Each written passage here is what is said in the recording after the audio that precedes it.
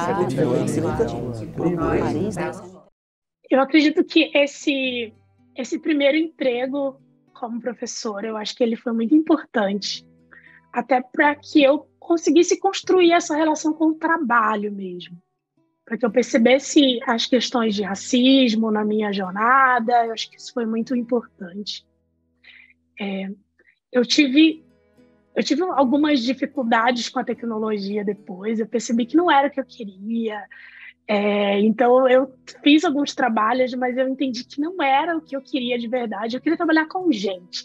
Foi um momento também muito delicado, porque foi um momento que eu tive o diagnóstico da condição que eu tenho nos olhos. Então, eu sou uma pessoa com deficiência visual, eu tenho uma condição genética, e além de mim, meu pai também tem, meu irmão também tem, mais outras pessoas da família do meu pai.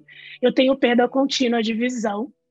Eu chorei. Eu peguei um médico que ele falou assim para mim: olha, você vai ficar cega. Então, aproveitando que você vai ficar cega, faz logo um concurso público. Você vai ter mais chance do que eu, que estou tentando passar e não consigo, que você vai se perceber a partir de agora. Foi muito traumático, assim. Eu saí da clínica, sentei assim na calçada e chorei, porque aquilo para mim, ele tinha anunciado o fim da minha jornada, assim, da minha trajetória. Isso eu estava em Manaus ainda. Então, eu não me contentei com aquilo. Eu digo, cara, não é possível isso.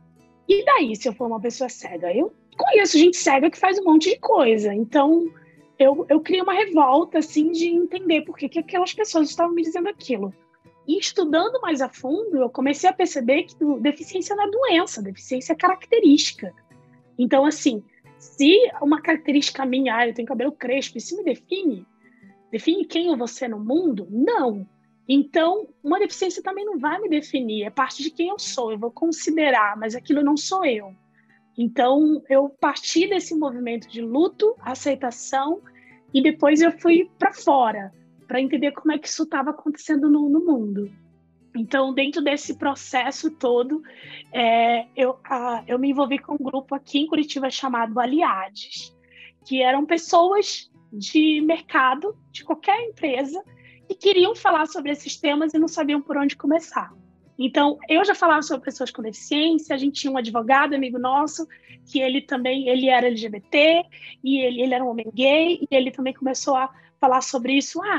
Vamos falar de inclusão de pessoas trans? Eu sei como fazer isso dentro de um contrato de trabalho. Então, a gente começou a se complementar nisso. Então, esse movimento ele começou a crescer aqui em Curitiba com um movimento de troca. E ele foi muito positivo. Hoje eu trabalho com a minha consultoria e também eu tenho muitas parcerias, porque eu não abro mão da troca. Então, eu tenho outras consultorias em que eu vou lá e faço parceria, a gente faz um projeto juntos. Já fiz um projeto junto com a Febraban, então já fui conselheira durante 2 anos. Foi um projeto muito, muito legal.